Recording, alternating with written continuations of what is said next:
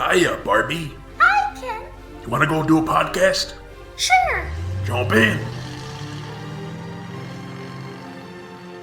Ladies and gentlemen, Barbies and Kens, Kellys of all ages, and everyone else, welcome to Binging Barbie, a Barbie movie podcast. I'm your host, Jay, and with me I have my wonderful co-host. The brackish swamp water really brings out the life in his otherwise murky eyes, John. Wow, swamp water? Is that what you think of me, swamp water? I thought we were friends. How long have we been working together? 7 years. You sure about that? Something like that. That's how Okay. long we've been podcasting together. Okay, I believe that. For those of you just joining us, we are a podcast about Barbie movies. Each week we watch one of the straight-to-DVD Barbie animated movies, and we rate its story, its characters, its animation, its voice acting, and its music to see how it stacks up. Mm-hmm. This week we will be talking about the 6th animated Barbie movie and the 2nd in the Fairytopia series, Barbie Fairytopia Mermaidia. Yoo-hoo, mermaids. Yeah, that's the concept of this. This is the first ever Barbie mermaid movie. Yeah, where there's only like 2 mermaids. For And several the children. rest of it. Yeah. There's some interesting character design. Oh my gosh, there is. Yes. Mermaidia was released on March 5th, 2006. Just like the first Fairytopia, it aired on Nickelodeon first and then released a few days later on DVD on March 14th, 2006. I should say it also released on DVD and VHS, but this was the last Barbie movie to have a VHS release. We're moving DVD's up kind of taken over. on the Yeah, times, yeah. DVD's taken over the market enough that Barbie is no longer making VHS. This was co-directed by Walter P. Marthisius and William Lau. They've both worked on other Barbie movies. Will Lau stepped in beginning with Princess and the Pauper, and he's done a few since then. And Walter Marthisius, he directed the first Fairytopia and has also done the production design for a lot of these movies, including this one. And it's written by Elise Allen. Her co-writer from the last Fairytopia movie isn't credited on this one, but Elise Allen is. And yeah, her only other Barbie movie so far was the first Fairytopia. And we also have Eric Colvin back doing the music. So a lot of the same creative team this time around from the last Fairytopia movie. Is that a good thing? We'll find out. So yeah, the story this time around is after saving Fairytopia from the evil Laverna, Alina, the wingless fairy, has gained her wings, and she's out in the meadow one day when a fairy comes from Mermaidia saying that, oh no, the Prince Nalu of Mermaidia, who we briefly saw in Fairytopia, has been kidnapped. And for some reason, Alina is the only person who can help solve this kidnapping. And so Alina has to travel to Mermaidia and save Prince Nalu from being kidnapped. And along the way, she meets a lot of characters, most significantly Nori, who is a mermaid who lives in Mermaidia, who is blue? kind of, yeah, different. Alina has the pink color scheme and Nori has the blue, so they're different characters and they're maybe a bit of opposing forces in this movie for a bit of the movie. Mm-hmm. And the most interesting part of the movie is their relationship. Is it? At least in my opinion. But yeah, let's dive into the story. There's a smaller scope and lower stakes this time around overall than the last Fairytopia movie. Or at least I got the sense that there was. Yeah, but it doesn't show as much because here, this feels like more of a personal story for Alina than in the last film, where she's like, oh, okay, better do my civic duty and help out. Here she's like, oh no, this guy that I knew at this one time, oh, I better help him out. So there's a bit more connection, and so there's more involvement in the story here than just, I guess I better help out. Yeah, I think it works very well as a sequel because it isn't trying to repeat what the last movie did. And because Hmm. the last movie didn't have much of an arc for Alina, this movie has the space to give her an arc. She had an arc. In this movie, she has an arc. In the last movie, she barely had an arc. Okay. It's again with these Barbie characters, there's never much of an arc, but there's a little bit. There's more than Fairytopia had. Yeah, there's more than Fairytopia. Even like the story begins with just a recap of Fairytopia, but like Yeah, in a better way than the actual film was. yeah, it condenses things Yeah. and makes things a bit clearer. Like her motivations. It's like, oh, she wants wings. If only we knew that in the last film. And that the wings become this important thing for her because there comes a point in the story where she has to give up her wings in order to have a mermaid tail. Hmm. Um, and that decision isn't made easily. We get a sense for the struggle she's having where she just got these wings and they've improved her life quite a bit because the fairy world is not very kind to fairies without wings. Hmm.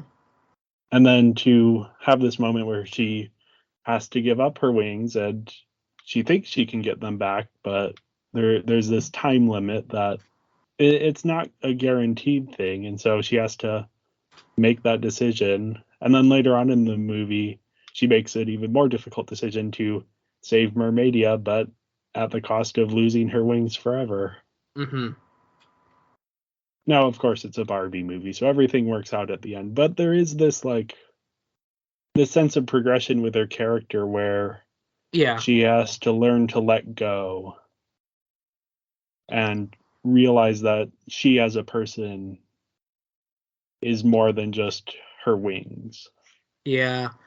The flaws that happened in the last film just do not help this film because there's just a lot of things. But while this film are much stronger, like her attachment to her wings in that story arc, that aren't made very clear in the first film. And so, which is why they had to have the prologue so that it's stronger here, but because it's not strong in the first film, it's just not that strong. Yeah, I almost wonder if this movie worked better not having seen Fairytopia. It probably would have. Because it does Because have the extended summary, so it's not like right, you're gonna right, and the miss summary anything. just does a better job, and it's much more heroic because it's like, oh, she resisted the urge and helped save the day. Or in the action film, she's like, no, she just throws the necklace and gets lucky. While the Yeah. prologue makes it feel like, oh, she did that on purpose. It's interesting how I went into this movie hoping for a major improvement. And in some ways I think this is, but then in some ways I think it has similar problems. Yeah, And story is an improvement. yeah, Um, Slightly, mostly, it is an improvement. yeah. I think where it makes a lot of the similar mistakes to Fairytopia is that Mermaidia, we never get a sense for what it's like as a place. Right, because we only ever In fact, see the one mermaid, and all yeah. the other ones are fairy mermaids, and then sea creatures. And even Fairytopia, we got a sense for the structure of the world, even if it wasn't clear. But Yeah, like in Mermaidia, who's in charge? Is it Prince Nalu? But if he's the prince, that suggests that there's a king or a queen who's in charge. But we never right. see anything. We never even get any indication of that. Yeah, Or like, Nori says like, "Oh, the prince doesn't love me. I'm a commoner." But you wouldn't yeah, even notice that because you have no other distinction, and which she doesn't even look like a commoner. She's yeah, just blue. there's no way to like there's no indication of like what Mermaidia's culture has against commoners being in love with princes. Hmm. Besides or what Nor against the says. fairies in general. Yeah. We saw more mermaids in Fairytopia than in this film. Yeah, because there are some mermaids with Nalu Mm-hmm. that don't show up here. Yeah, it's really a missed opportunity. Right.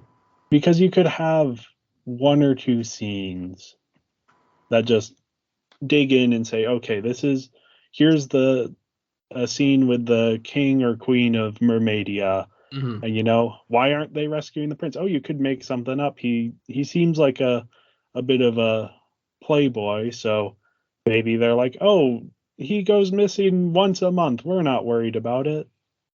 Yeah. Give it a little bit more context so that we understand why it falls to Alina and Nori to save Nalu. And even things like what is the Mermaidia society like? Yeah. We don't see any social interactions between any mermaids besides Nori and Nalu. It's just odd. It ends up feeling like a series of backdrops rather than an actual place. Right. Because the coral reef, that's cool, coral reef, but there's nothing there. Yeah. Just a coral And that reef. ties into another one of my criticisms, which is that the plot is very video gamey, Mm-hmm. as in they have an objective, the characters complete that objective, and then there's a new objective for them to do. So Alina has to go to Mermaidia. Well, now that she's at Mermaidia, now she has to find a way to get into the water. Once she figures that out, then they need to find the Oracle, and then the Oracle sends them to get the mirror, and then the mirror sends them to Nalu. And then when they're with Nalu, now they have to get this immunity berry back from the fungus. Yeah. It's very segmented. And part of that is it does work that the plot is never stuck on one thing for too long. Mm-hmm. At a certain point, it starts to feel repetitive because it's just going through the same things over and over, just with slightly different context.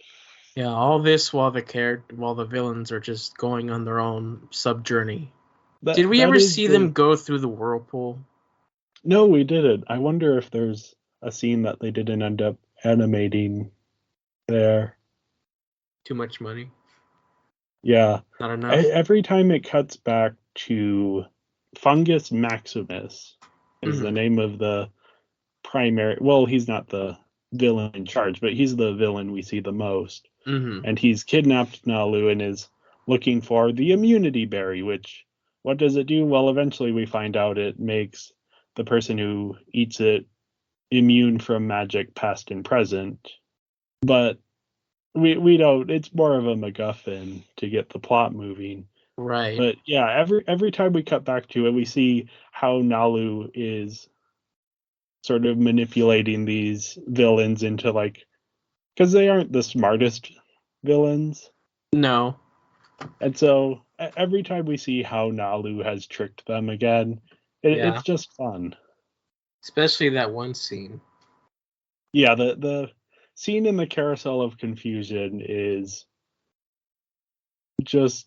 It's that the title Carousel of Confusion makes the place feel more like a whirlpool than what it actually was. Yeah. And why does the water make them forget? I don't know. Yeah, but the interaction is just like this. It's so odd that it ends up being funny. How much further to the berry? We're almost there. Just make a left at this coral. Make a left. Lefting. Leftaroo. How much further to the berry? Yeah, and they repeat. And even just the lefting, leftaroo. It's such a fun. It really is kind of dumb, but it's fun. Yeah. I wonder if there's 10-hour loop of them just going around in circles. Yeah. Because you could do it. Yeah, and because the rest of the plot is very rinse and repeat, that moment ends up standing out quite a bit. Mm-hmm. Overall, though, I think the plot works because we have this adventure and this sense of progression throughout it. Yeah, the And ending then, is where things start to get muddy. yeah, I like moments of the ending. Mm-hmm. I like that there's a moment where it feels like the heroes have lost, Right. where Fungus Maximus has the immunity berry, and Alina has given up her wings to save Mm-hmm. Mermaidia. And it isn't even, she doesn't play that decision off as like, oh, it's fine, I saved everyone. No, she's legitimately grieving that she has lost her wings. Right. And then, of course, we find out, oh, the berry was swapped for a different berry. Mm-hmm. And Alina can get her wings back using the same berry, so that is kind of a No, it's a different payoff. berry. Well, the same kind of berry. Yeah, but the berry that they didn't really explain. It Yeah. just showed up out of nowhere. It's like, oh, remember when I told you about this berry? No. It's like, oh yeah, I'll get your wings back. And it's just a big cop out for her to get her wings back. Yeah. I think it would have been more interesting from a character perspective if Alina hadn't gotten her wings back. Or if she had the immunity berry and was back to Yeah. walking, but that doesn't stop you from more magic, right? It's all magic past and future. Oh, okay. In which case, So, that's a bigger sacrifice that you can't really write yeah. yourself out of. But just by writing this random, oh yeah, this thing will help you, when all we've seen beforehand was the berries have a time limit with Bibble. So this just like, oh, is there no time limit here? I thought only the immunity berry was special because there was only one. Here's like, oh, there's a bunch over here. By the way, this will help you. Yeah, I guess I hadn't even thought of the time limit part because I have seen the next movie in the series. So it Mm-hmm. didn't even occur to me that like the other berries have a very clearly established time limits. Like it's set up and we're reminded of it later on. Yeah, and there was never an indication that some other than the immunity berry was special. And so when they Yeah, just pulled this one out, it's like, oh, okay, that doesn't feel earned, but okay, sure. yeah. It could have been a much better ending than it was. Yeah, It has its moments. it has its moments. And like I said at the beginning, I think the best part of the story is this relationship between Alina and Nori, which starts off a little bit antagonistic, but then throughout the movie, they're learning to respect and trust each other. Mm-hmm. And it felt interesting in a way that maybe helped smooth over some of the other story elements a bit for me. Right, yeah. But yeah, I gave the story overall a 4 out of 5, mainly for that relationship between Alina and Nori. Mm. I gave the story a wild 3.3. Breaking our Right, normal structure. yeah. It's 3.5 because it's stronger, but I brought it down to 3.3 because Fairytopia waters it down a bit. Okay. Yeah. So I think we both agree it's better than the original Fairytopia in terms of Mostly. story. In terms Mostly. of story. Yeah. Watch value, it's about the same. Well, yeah, next up we have the characters. Elena, Yeah. first in Alina line. Poof herself. Speaking of having to learn to team up, Elena, one of your Yeah. criticisms last film was like she's always telling her friends to go away. And even in this movie, poor Dandelion is like, "Hey, I'll go with you," and she's like, "No, Stay here. But stay this home." but this mermaid who wants nothing to do with her is like, help me. I'll help you. Let's team up. Why? I don't know. It just I like the relationship between Alina and Nori. I think it gets off to a because they start out and it foreshadows that like, oh, does Nori have like secret plans? And she doesn't. It's just at a She's certain just the point, jealous Nori. girlfriend, you know. Yeah. I think the friendship that builds between them throughout the course of the movie feels like a genuine friendship Hmm. to the point where when Nori is diving into the depths of despair and Alina decides to give up her wings to save her, it feels like she makes the right decision. And Right. it's a difficult decision for her to make. And the movie portrays it as a difficult decision for her to make. But you really get a sense that they have this friendship that has built up. And that they bring different strengths to the table. Yeah. I believe the Oracle tells them like you'll need each other to complete this quest, and that rings true to what actually happens. Yeah, like we were saying, you just Alina's character works better in this movie because we get a better sense of what she values in life. One thing that she's always talking about with Nalu is like, oh, me and Nalu are good friends, even though they only had like 2 seconds of interaction in the last film. Yeah, because clearly they were in the last movie setting up some kind of romantic relationship. Yeah. And in this movie, they're foreshadowing it pretty heavily throughout. It really feels like they were going to have Alina be the love interest. But as they were writing the story, the writer just started liking Nori more, and they're like, nah, let's just give it to Nori. Yeah. Hmm. And I think it works for the better, but it does make the conflict between Nori and Alina at the beginning of the movie seem a little bit odd. Hmm. Like, Nori is jealous that Alina has, well, apparently says she has this relationship with Nalu that's, oh, they're good friends.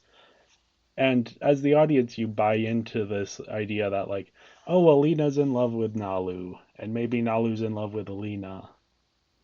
But then it's revealed that that wasn't even on either of their minds. Yeah, I don't know. It rubbed me the wrong way.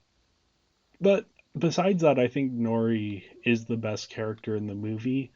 She has a good arc where she goes from disliking Alina to actually being friends. And she even learns to look past Alina. Like at first she sees Alina as competition for Nalu, but eventually she learns to look past that, and that's before it's even revealed that Nalu and Alina don't have anything going on. Hmm. So she learns to put her feelings aside for this friendship. She's blue. She is blue. That's she has good character design as well. Yeah, she does. She's like, her and Alina are really the only well-designed characters. Everyone else is just interesting. I would say the fungus characters are well designed, but not particularly nice to look at. I wouldn't even say they're well-designed. They're just copies of each other. Sure. But I think their design works. Like they're getting the intended effect from the It design that works I think for a lot like of the evil gremlins things, but like when you yeah. have your leader fungus, he just doesn't look different enough from his main henchman, except he's bigger and he's purple.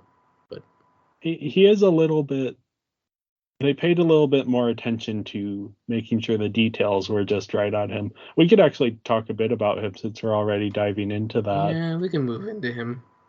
He's a fun villain. Fungus Sure. Maximus is his name, or Max for short. The only time I took him seriously is when he pulls out the vial at the beginning. It's like, oh, this poison will ruin water. And I feel like he's a real threat then, because like it almost does just ruin the entire ocean.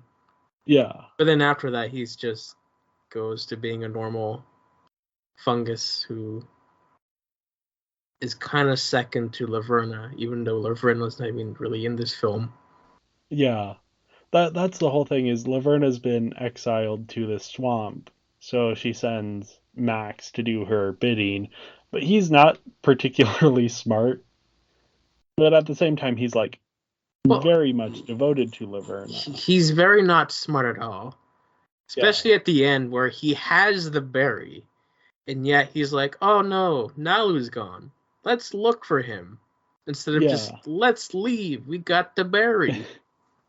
yeah. And it's in keeping with his character Sure. that I don't know. I just find his entire dynamic to be fun. He has some great lines. I quoted one at the beginning of the episode when I introduced John, the line Mm. about the brackish swamp water bringing out the life of Laverna's otherwise murky eyes. His other big line is, "Few women thrive in dank, boggy air, but you." It's just kind of fun. I always like when you have the villain character who their subordinates, rather than complimenting their good looks, compliment their bad Hmm. looks. It's a fun little trope. Right. Here's something that didn't work out or have anything to do with the film. Tattoos. Yeah, Alina and Nori get tattoos for surviving the depths of despair Mm. that aren't present on Alina after she leaves Mermaidia. Right. And has nothing to do with the story. They're just like, oh, hey, Yeah. look, tattoos. You can buy that in our toy and put them on our dolls. By the Yeah. way, we have this whole sea snail, which opens up its little clamshell to have this toy set. Yeah. This film There's was a few. very toyetic. Yeah. You can tell they're leaning into the whole toy aspect. Buy our And dolphin and our turtle and our Bratz doll looking mermaids, yeah. fairies. And of course, Bibble. Bibble. I Transition. discovered, yeah, I discovered something about Bibble while I Mm. was thinking about this movie after watching it, which is that if Jiminy Cricket is Pinocchio's conscience, then Bibble is Alina's fear. By which I mean, in the Disney Pinocchio movie, there's the character of Jiminy Cricket who accompanies Pinocchio on his adventures, and the idea is since Pinocchio is made of wood, he doesn't have a conscience, so he has this external character who functions as his conscience and tells him, "Don't do that." In this movie, Bibble is that to Alina, but Mm. instead of telling Alina, "Don't do that," Bibble externalizes fear and confusion and anything that Alina can't express. So even being silly, that's something Alina can't quite do, but Bibble Mm. can. So I think I don't think it's entirely a coincidence. I think that is somewhat intentional to give Alina is the Barbie of this movie, and Barbie is the face of a brand. So there are very specific things that Mattel is going to let the writers do and not do with the Barbie character. Mm-hmm. So I think we were talking in the last episode of what is Bibble? Is he Alina's friend? And you suggested he's Alina's minion. And this is similar but not entirely unrelated, is that he's there to have the emotional reactions that Alina can't. Now, all that said, this doesn't make him any less annoying. In fact, I think in this film he's more distracting Yeah, because they he takes clearly. time away from the story to have his little moments. Like in the opening credits, he's just front and center. There's like a whole segment where the film just stops so that we can have a montage, or not even a montage, a full scene of Bibble eating fruit. Granted, the fruit does play a role later on, but did we really need that entire section of Bibble eating fruit and singing with different voices? It's almost like, and I would bet this is what happened, that the Bibble toy sales were high enough that they were like, oh, we need more Bibble. Because this is a character that is meant to appeal to kids. Yeah, and a scene like that is great for kids, but like it doesn't, for like story and characters, it just takes you away for a moment. Yeah, the plot goes on hold for a little bit. There were also a character in this thing, whatever this thing is, this film. Like that one fairy, the little child fairy that showed up in the beginning, and then just dipped out of for some reason. Who's And that? there's a few. There's a few characters like that. Who is that? Why is she here? Our turtle and dolphin friend just dipped out as well.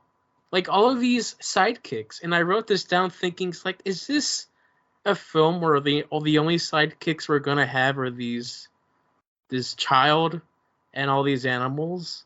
But no, it's like the last film. They show up and they leave. Yeah. Now in this one, Alina isn't making the conscious decision to send them away. No. For the most part. But they're just similar. like, oh crap, I'm in this movie. I better leave. So someone who doesn't leave is Prince Nalu. He gets kidnapped and yeah. Nori tries to leave, but Alina just keeps following her. Yeah. I just like Nalu's sarcasm and the way he's leading the fungus on these wild goose chases. Yeah. Every time we cut back to him, there's something odd going on. Yeah, there is. How many times does Laverna call the fungus? Too many times. But then we need all these scenes with Laverna for some reason. Because like she's not really in this film. Laverna doesn't have any role except to yell at Max. Mm-hmm. And remind us that she's the real villain of this series. And what made her interesting in the last movie is that she recognized Alina as a threat from the moment she heard about Alina. Mm-hmm. And you can't have that in this movie because she already knows about Alina. So for most of the movie, she has no idea that Alina is in any way involved in the plot. So the only thing she has to do is yell at Max. And, of course, thrive in the dank, boggy air. I did not like how the true self for her was a frog. Yeah, it's a little... It's just so random. It's like, why is she a frog? She's clearly a bug. Yeah. Why can't she be a bug? She looks like one. That's what she's designed. Why a frog? Who thought of a frog? We could get Franz Kafka's Barbie Fairytopia metamorphosis. This is just an odd choice. She'll be a frog. Metaphorically, why? Frog. It's an odd moment to... And I think part of it is just that was the thing they could think of in the moment as like, what's an ugly thing you wouldn't want to be turned into? A frog. They clearly just did not look at her design sheet at all. They're just in the writer's room just thinking. If they just took a moment and just looked at her and be like, oh, look, she looks like a bug. A bug? Wow, yeah, that's metaphorical. I wonder if there might be, since bugs are a common phobia, particularly for kids, I wonder if they had to go with frog. And now I'm trying to think if there have been any bugs in any of these Barbie movies. Butterflies. Because it is odd that in the last movie, her wings are designed to look like bug wings. Yeah. And then in this movie, it's like, what does she turn into? Well, obviously a frog. Or she could have turned into a fly. Yeah. Because, like, Alina makes that remark, like, oh, I wish I was a fly on the wall watching what's going to happen to Laverna. We go to Laverna. She turned into a fly. Oh, irony. Yeah. But no. Instead, we have the clever choice of making her a frog because she's in a bog. Well, I guess they were looking for another creature that would thrive in dank, boggy air. She could be Mosquito. She's a sucker. I think it all comes back to this thing of like bugs are a common phobia for kids. Ladybug, which is just something. Well, the thing about like ladybugs and butterflies and even dragonflies are those are seen as like pure and kind and yeah. And I think of anything the dragonfly would be best. But it's also very difficult to anthropomorphize a dragonfly. Well, you could do a grasshopper. Yeah. At this point, a bug's life was a thing, so. Yeah. There's a lot of options for what they could have done better. Right, yeah. So yeah, the last two characters I have to spotlight here. First is the wise fish who lives in the depths of despair. The design of the fish is a bit silly, but I thought she had a good scene. Sure. That's really all I have to say on that character. And then Dandelion and Azura both playing the role of Sir not appearing in this film. Even though Azura is the one narrating the entire time. Yes. And Dandelion is in the introduction. You can just stay here. Don't worry, I'll be fine. Once again, she's just thrown out of the story because Alina just doesn't like her or something. Yeah, I am a bit suspicious about. And there's this excuse given, which was in the last movie as well, of like, your mom will worry about you. Really? It's like that's odd because I think Dandelion is supposed to be like a grown fairy. Yeah. It's such a weird excuse to get her out of the way. And I can see because she can't be in Mermaidia because the relationship between Alina and Nori has to be this central relationship with only the two of them. So adding a third person in there who isn't Bibble just doesn't work. But you could come up with a better excuse to have Dandelion not be in this movie. So overall, I gave the characters a 4 out of 5. I'm really on the fence about this because I think Alina and Nori as characters, their dynamic is one of the best dynamics we've seen so far in any of these movies. But a lot of the supporting characters just aren't on the same level. And even though Bibble has this like I have this theory about what Bibble's purpose is in the movie, he's just still annoying. Yeah. So I think it loses a few points for those things. Yeah, and because of that specifically, I give it a 3. Like, yeah, you have the two characters in Alina and Nori, but everyone else, because there's so many characters with interesting character designs that feel like any of them could be secondary characters in the story, but they're all just so forgettable or just not developed or just not there at all. Speaking of designs, we have the animation. Oh my gosh, these designs. Wow. The turtle and the dolphin. They're turtle, my gosh. There are several moments where the turtle stares into your soul and it is the most terrifying thing you will see in your life. Like Bibble abuses that turtle. But that turtle's like into it, I guess.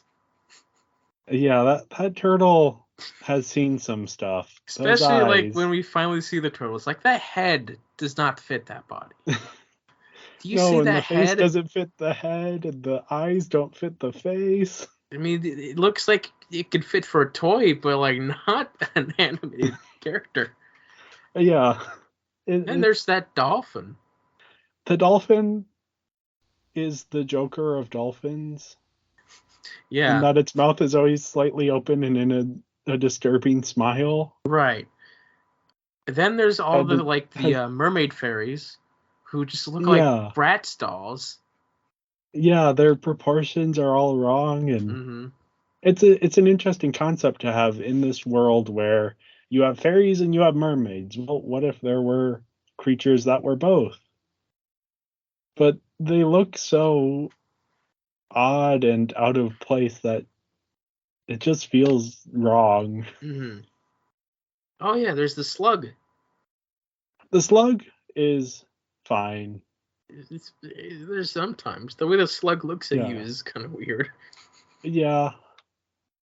And then yeah, we mentioned the wise fish No wise who fish, which is fine. the whole depths of despair scene is like this tension building thing, and then this green fish with very puffy cheeks shows up. And it's like, And oh it's look, like, there's a mirror. What do you want? yeah, This is yeah. that's kind of a sucky wish, but okay. Yeah. And then I'd mentioned before how the fungi are just copies of each other, with Max just having slight variations, but not Yeah. distinct enough. Like give him a hat or something. Now I will say the attention to detail in this movie is pretty impressive. And I Sure. bring this up after the fungus specifically because there are several moments where, and it's not pleasant to watch, but it is impressive when Max moves his face, his nose jiggles. Yeah. Again, Wiggly it's not wiggly. something I like, but it's the kind of attention to detail. And there's other things throughout. One of the big things I noticed is that Alina's wings move different underwater. There's a bit of, you can see the resistance of the water, and her wings kind of move in waves Mm-hmm. rather than, and that's just so cool that they're putting that attention to detail in these, that they have the technology to be able to do that at the budget that they're working at. And the settings as well are gorgeous. Mermaidia is really colorful, but it still feels like it's underwater. It never loses that underwater quality. The bogs of the hinterlands, the place where Laverna is stuck, like obviously as we've gone through these movies, I always enjoy the spooky evil places, but I just love the giant mushrooms and it's fun. Ugly brown, yeah. Yeah. The colors could be a bit better. I will admit that, but I just love big mushrooms. That's fun. Mm-hmm. The exteriors of the Merfairy houses, I believe it's actually 2D, just very detailed and well drawn. Mm-hmm. The insides are a bit sparse, but and the depths of despair even are cool. The way that these plants are sort of, you aren't quite sure if they're just swaying in the current or if they're actually reaching for the characters, but then eventually you do realize, okay, they're grabbing onto these characters, and then when they get into the actual depths part, it's just this like vast open expanse, and then at the very bottom there's this little like coral. Yeah, Mm-hmm. I think just like the first Fairytopia, the settings are really great. I just wish the story that was set in them was a little bit stronger. Right. I will say though, this movie has some good action sequences. There's a race between Alina and Nori that happens in a trench, and the camera's kind of moving underwater and then above water, and it has some good excitement to it. And then the depths of despair sequence, which I already mentioned, also has a lot of excitement in it. But yeah, the creature design here, and it's mostly front loaded, but it brings down my score a bit. Yeah, for me, heavily brings down the score. Yeah, I think I gave it a pass because, or not a full pass, but the problem with most of these Barbie movies so far has been they're very well designed, but they don't have the technology to achieve that design. Mm-hmm. Here, they have the technology and they actually use it very well, but there's certain design elements that don't work. Mm-hmm. So I almost give it more points for being messy, but in a different way than the other movies are messy. Right, and that's good. But a lot of animation also comes down to the art direction. And if your Yeah. design isn't that great, then people who might just only consider viewing things only on how characters are designed, if they see these character designs and think, oh, okay, that's what this film looks like, I'll give it a pass. And because of that, I can't give it a bigger score than what I have, which is a 3. Yeah, I gave it a 4. I think the settings and the attention to detail and the designs of the main characters really bring it up, whereas the designs of some of the side characters, particularly in the first half of the movie, just bring it down. And this is another one where I'm on the fence about my score. I could bring my score lower, but I think a 4.5 is fair, keeping in mind that this is a Barbie movie with somewhat limited resources, and maybe they didn't have the time to make the turtle or the dolphin look less terrifying.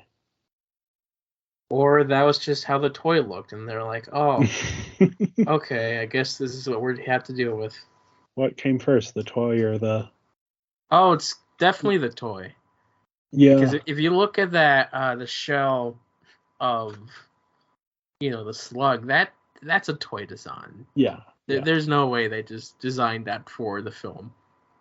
Next up, we have the voice acting. Mm-hmm. Once again, Kelly Sheridan is the protagonist.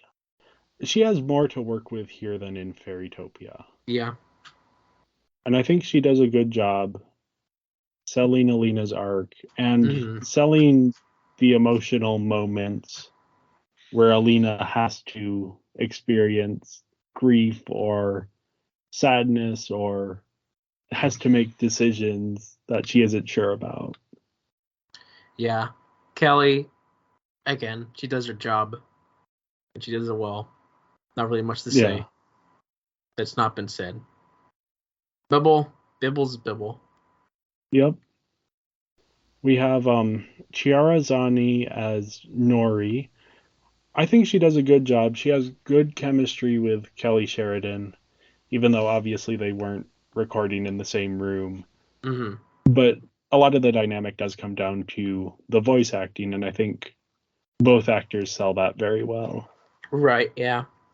Another Pony alum. Or I guess Barbie alum, but I know her for Pony. Yeah, and this is, I believe, her first Barbie movie. Mm-hmm. Yes, she's a very prolific voice actor, but this is her first Barbie movie. Then I also wanted to highlight Christopher Gaze as Fungus Maximus. He's been in several of these Barbie movies. Most notably, he was Major Mint in The Nutcracker. Yeah, he's giving a very similar, very British performance. Right. And it's a lot of fun. Fungus Maximus has a lot of good lines, and the line delivery sells them very well. Mm-hmm. Yeah, there's no guest casting for the villain once again. Yeah. It seems we have Kathleen Barr again for Laverna, but Laverna has little scenes. We have a lot of returning cast members. Mm-hmm. One new cast member is Blue Mankuma, who plays the voice of Deep Bibble. This is when Bibble eats a berry that turns his voice deep. It's such an out of place moment. The lines that they give him are wild that they would ever make it into a kids movie, let alone a Barbie movie. Oh yeah. But look at this fruit. Oh yeah, baby. It's just he has such a distinctive voice. Yeah. And he delivers these lines with utter sincerity. And it's just so much fun. Yeah, for pony fans, he's most noted for as being Flutter Guy. That's all I'm going to say about that one. And yeah, he's a prolific actor. He's been in Mm-hmm. 21 Jump Street, The X-Files, Supernatural. Wasn't he And the he's also, president in 2012? yeah, Yeah. and he's also done a lot of TV animated continuations of movies. Mm-hmm. So the RoboCop TV show, the Bill and Ted TV show, and there's a couple others. So he has a lot of voice credits, but this is his first and I believe only Barbie movie. Right. So it's fun to get him in here, and he has a very different voice than any of the other voices we've heard in any of these Barbie movies. Mm-hmm. So I also wanted to briefly shout out Raphael Wagner, who plays opera Bibble. She does a great job singing. This is Queen of the Night, a very famous opera song, a very difficult opera song. Mm-hmm. Unfortunately, I cannot find any more information about the singer than that she was in this Barbie movie. So that's kind of all I have to say. But I think she does a very good job singing this song. Yeah. What else did she do? We don't know. Yeah. I wish we knew so that we could shout her out a bit more, but I mean, we know that she's based in Canada, so yep. she's probably good at her local Canadian theaters. And finally, I did want to shout out not a voice actor, but a moment. Mm-hmm. And we've already talked about it. This is the How Much Further to the Berry? We're almost there. Just make a left at this coral. Make a left. Lefting. Leftaroo. Yes. It's such a fun moment, and the actors so genuinely, and they're doing these exaggerated voices that really brings out the Carousel of Confusion feel of it all. Just such a fun. And we already said that Christopher Gaze is playing Fungus Maximus in this scene, but we also have Alessandro Giuliani as Nalu, and we have Lee Talker as the other fungi. But anyway, I gave it a 3.5. Oh, in sorry. case you were wondering. Yes, I gave it a 4 out of 5. Yeah. Good work all around. Yeah, just because there's not a whole lot of main characters besides Kelly and Alina and Nori and the fungi. It's just a lot of small bits. Well, yeah, on to the music. This is once again music by Eric Colvin. Mm-hmm. And once again, it is a little bit forgettable. There's a couple moments that sound nice. But... Yeah. There were definitely moments that stood out to me. I love the use of Queen of the Night, as we were talking about. And there are moments. The Carousel of Confusion has carousel music. That kind of thing that I think overall this score is better than the Fairytopia score. However, there are a lot of reused tracks here. From the first film? From the first film. And that isn't terrible on its own. But I don't get the sense that reusing those tracks let them put any more effort into these new tracks. Mm-hmm. Like the new tracks feel about on the same level as the old tracks, and so that brings down my score a little bit. Because I just wish, if you're gonna reuse music, that's an opportunity to, now you have a little bit more time to put in that extra effort into the new music you're making. And I didn't see that jump in quality to the extent that would have been nice to see. Yeah, for that similar reason, I give it a 3.5. It's still serviceable, but there's nothing that stands out. And I gave it a 3 out of 5. Which leaves, our total scores with me with a 16.3 That 0.3 helps. It's a 65% and a 3.3 and 5-star rating. I have a total score of 19, which is 76%, 3.8 out of 5. This, for me, it puts it on a very similar level to Swan Lake. I think they're both interesting movies that end up getting in their own way. Now, yours, I think, is a little bit lower than your rating for Swan Lake. Actually, I think it might be the second lowest of your ratings besides Fairytopia. Yeah, I it's slightly better than Fairytopia, which is why we have the 0.3.